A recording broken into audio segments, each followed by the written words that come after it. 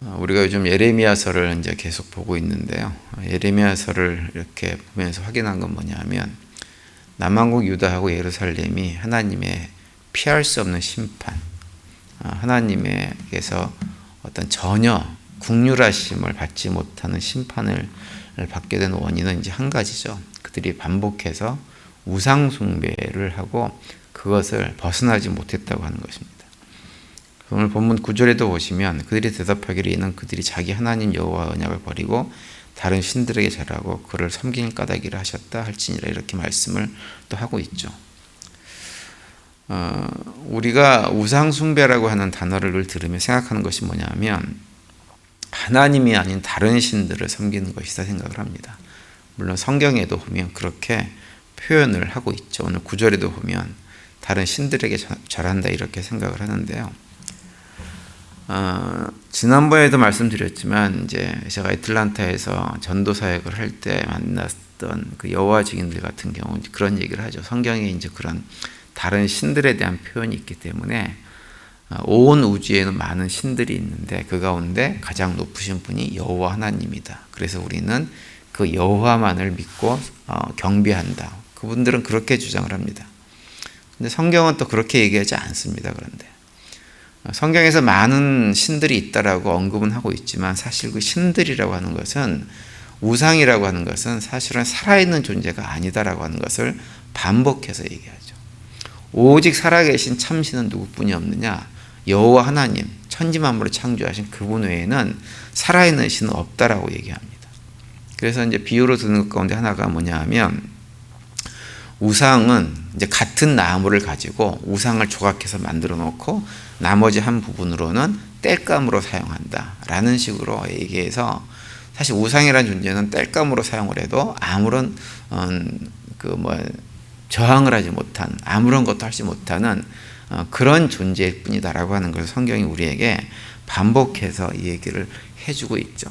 그러니까 우상이라고 해서 다른 신들이라고 언급은 하고 있지만 사실은 그것은 살아있는 신이 아니라고 하는 것입니다. 그런데도 불구하고 사람들은 하나님을 섬기는 것보다, 하나님을 믿기보다 우상을 섬기고 믿기를 더 선호합니다. 그것은 구약시대에 아주 옛날 고리짝부터 그랬지만 오늘날도 사람들은 마찬가지입니다. 근데 사람들이 왜 우상을 섬기는 걸 좋아하느냐? 아이러니하게도 우상은 죽어있는 존재이기 때문에 사람들이 우상을 섬기기를 좋아하는 거예요. 반면에 왜 하나님은 섬기기 싫어하느냐?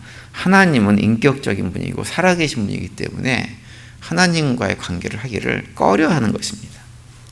왜냐하면 하나님과의 관계를 하게 되었지만 어떤 문제가 생기냐면 하나님과 언약 관계에 들어가야 되고, 하나님과 관계 속에서 하나님께서 우리에게 요구하는 하나님의 생각, 하나님의 뜻, 하나님 나라의 가치관으로 우리의 생각과 모든 것들을 다 바꾸어서 거기에 맞춰서 삶을 살아야 하기 때문에 그래요.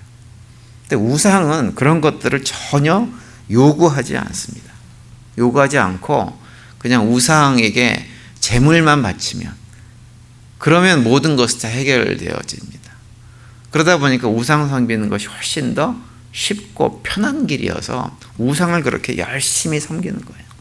근데 하나님을 예배하고 섬기는 삶을 살려 그러면 하나님과 언약 관계 속에서 하나님께서 우리에게 요구하시는 것들 우리가 감당해야 됩니다. 구약에서는 시내산에서 맺은 구 언약과의 관계 속에서 그런 일을 했다고 한다면, 지금 신약 백성인 우리들은 십자가의 언약, 새 언약을 통해서 우리도 예수님께서 뭐라고 말씀하시냐면 너희들이 나를 따라오려거든 내 십자가를 지고 나를 따라오라, 이렇게 말씀을 하세요. 그러니까 우리도 십자가를 지고 예수님을 따라가야 되는 것 때문에 사실은 그 언약 관계에 들어와서 하나님 백성으로 사는 것을 사람들이 원하지를 않는 것입니다. 하나님께서 이스라엘 백성들을 애굽에서 노예로 살던 그들을 광야로 불러 모으셨던 이유, 이끌어내셨던, 해방시키셨던 이유는 무엇이냐면 그들로 하여금 하나님을 예배하는 백성으로 삼기 위해서 그들을 불러주신 것입니다.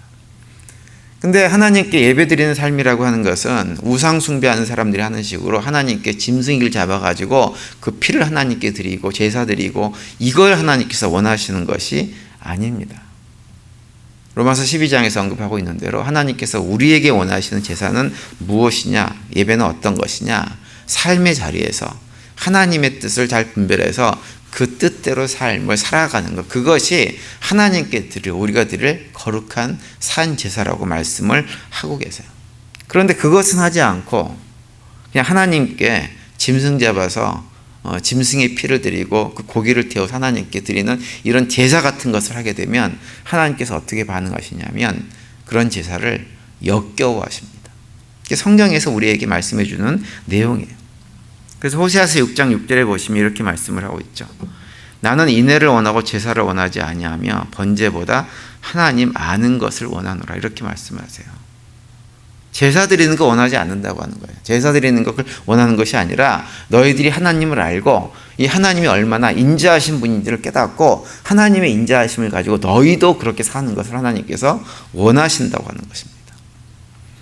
또 이사야 1장 11절과 12절에 보면 이렇게도 말씀을 하세요. 여호와께서 말씀하시되 너희의 무수한 재물이 내게 무엇이 유익하뇨? 나는 순양의 번제와 살진 짐승의 기름에 배불렀고 나는 수송아지나 어린 양이나 순념소의 피를 기뻐하지 아니하노라. 너희가 내 앞에 보이려 오니 이것을 누가 너희에게 요구하였느냐? 내 마당만 밟을 뿐이니라. 이렇게 말씀을 하고 계세요. 하나님은 하나님 뜻에는 관심 없고 그냥 하나님께 제사만 드리는 것 역겨워하고 너희들이 이제 내 앞에 오지 않았으면 좋겠다, 이렇게 말씀을 하고 계시는 거예요. 그러면서 이사야 1장 10절에 보면 하나님께서 원하시는 제사가 무엇이냐라고 하는 구체적으로 언급을 하죠. 거기 보시면 선행을 배우며 정의를 구하며 학대받는 자를 도와주며 고아를 위하여 신원하며 과부를 위하여 변호하라 하셨느니라, 이렇게 말씀을 하고 있어요. 그러니까 하나님께서 원하시는 것은 바로 이것이고 이런 것들을 행하면서 사는 것이 무엇이냐? 진정으로 하나님께 예배드리는 삶이라고 하는 것입니다. 그래서 오늘 보면 3절에도 보시면 또 이렇게 말씀을 하고 있죠. 여호와께서 이와 같이 말씀하시되 너희가 정의와 공의를 행하여 탈취당한 자를 압박하는 자의 손에서 건지고 이방인과 고아와 과부를 압제하거나 학대하지 말며 이곳에서 무지한 피를 흘리지 말라, 이렇게 말씀을 하고 있습니다. 그러니까 하나님께서 원하시는 삶은 어떤 것이냐? 하나님을 예배드리고 하나님의 뜻을 분별하는 것인데 그 하나님의 뜻이라고 하는 것이 무엇이냐 하면 우리가 이 땅에 살면서 압제당하는 사람들, 고아와 과부, 어려움에 처한 이웃들, 그 사람들을 돌보고 그들로 하여금 그런 압제로부터 그들이 벗어날 수 있도록 그들을 도와주는 것, 고난의 자리에서부터 그들을 벗어나도록 그들을 도와주며 사는 것, 다시 말하면 철저하게 나 중심의 자기 중심적인 삶을 사는 것이 아니라 공동체적인 삶을 살아가는 것, 그것이 하나님께서 우리에게 원하시는 것이라고 하는 거예요. 그러한 삶을 사는 것이 무엇이냐? 진정으로 하나님께 예배드리는 예배 공동체의 삶이라고 하는 것을 말씀을 하고 있는 것입니다. 그래서 성경은 또 우리를 무엇이라고 묘사도 하냐면 우리 각자 한 사람을 예수 그리스도의 몸의 지체다, 이렇게 말씀을 하고 있죠. 몸의 지체라고 하는 것은 무엇이냐면 우리가 공동체적인 삶을 떠나게 되어지면 어떻게 되느냐? 생존을 기대할 수 없는 존재라고 하는 거예요. 공동체를 떠나서는 살아갈 수 없는 존재라고 하는 거예요. 나만 살겠다고 살 수 있는 것이 아니라고 하는 것입니다. 그래서 고린도전서 12장에 보면 성령이 우리에게 은사를 주셨는데 그 은사를 주신 목적이 무엇이냐? 공동체의 유익을 위해 주셨다라고 분명히 또 말씀을 하고 있죠. 고린도전서 12장 7절에 보시면 각 사람에게 성령을 나타내심은 유익하게 하려 하심이라, 이렇게 되어 있어요. 여기서 유익하게 한다고 하는 것은 개인에게 유익이 아니라 공동체적인 유익을 말씀하고 있는 거예요. 우상을 섬기는 사람들은 공동체에 관심이 없습니다. 그들에게 있어서 유일한 관심은 무엇이냐? 자기 개인의 삶이고 기껏 해봐야 조금 확대된다고 해도 자기가 거느리는 가정 외에는 관심이 전혀 없습니다. 철저하게 개인 중심, 자기 중심으로 삶을 살아갑니다. 우리가 주변에 봐도 주변에 예수 믿지 않는 사람들 삶은 철저하게 자기 중심, 개인 중심적이 아니던가요? 그렇게 살아갑니다. 어쩔 수 없습니다. 그런데 하나님은 우리가 그런 개인적인 삶의 울타리를 벗어나가지고 공동체를 돌보고 공동체 안에서 어려움에 당한 사람들, 힘든 사람들, 삶의 자리가 불편한 사람들을 돌아보는 일을 열심히 하라고 우리에게 말씀을 하시면서 그러한 삶을 사는 것이 하나님의 뜻이고 그것이 바로 거룩한 산 제사다. 이렇게 우리에게 말씀을 하고 있습니다. 그런데 세상 사람들은 그런 하나님의 말씀이 너무너무 싫은 거예요. 그래서 하나님을 가까이 하기를 원하지를 않습니다. 원하지를 않아요. 우상이 분명히 죽어있는 존재라는 걸 알면서도 우상을 섬기는 이유는 무엇이냐? 우상들은 죽어있어서 요구하는 것이 없어요. 그리고 그 우상에게 바치는 제사조차도 어떤 식의 제사가 포함이 되냐면 자신들의 인간들의 욕망을 충족시키는 내용이 그 안에 다 포함이 되어 있어요. 그래서 우리가 구약 성경에 보면 우상에게 제사를 드릴 때 항상 무엇이 따라가냐면 음행이 따라갑니다. 음행이. 신전에다가 남창 여창들을 만들어 놓고 거기서 음행하는 것을 행하게끔 그렇게 만들어요. 그런데 그것이 신을 기쁘게 해드리는 것이 목적이 아니라 그것이 자신들이 원하는 것이기 때문에 그렇게 행하는 거예요. 그러다 보니까 하나님을 섬기기 싫어하는 세상에 속한 사람들은 하나같이 그런 음행과 자신의 탐욕에 만족을 주는 것만 추구하면서 삶을 살아가는 것입니다. 그래서 그것이 죽었다고 하는 것을 알면서도, 뻔히 알면서도 그 우상 섬기는 것을 멈추지 않는 것입니다. 결국은 하나님께서 말씀하시는 것은 그들이 죽은 우상을 섬기는 것처럼 너희들도 우상을 섬기다가 죽게 될 것이다 말씀하시고, 그 예를 갖다가 남하고 유다와 예루살렘이 우상 숭배하는 과정을 통해서 결국은 망하는 것을 보여주심으로 해서 그 결과를 우리에게 보여주고 있는 것입니다. 따라서 오늘 하루 또 삶을 살아가시면서 우리가 어떠한 삶을 살아가야 될지를 스스로 깊이 돌아보시기 바랍니다.